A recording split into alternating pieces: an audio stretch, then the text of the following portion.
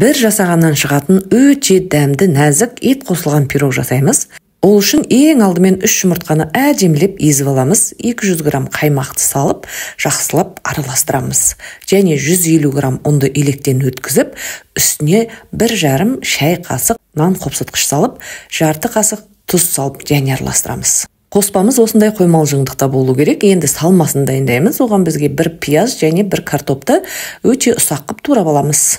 Қызып тұрған майға тартылған етімізді салып қуырамыз.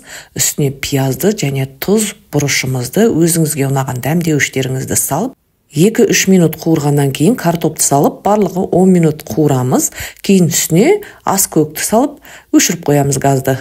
Формамызға майымызды жағып, осылай жаңағы сұйықтау қамырымызды 2-ге бөліп, бір бөлігін осылай тегістеп алып, дайын болған салмамызды суытып ортасына саламыз. Оны да тегістейміз. Үстіне 150 грамм қатты ірімшікті үкіштен өткізіп, осылай сеу, қалған қамырымызды осылай видеодағыдай жайып шығамыз.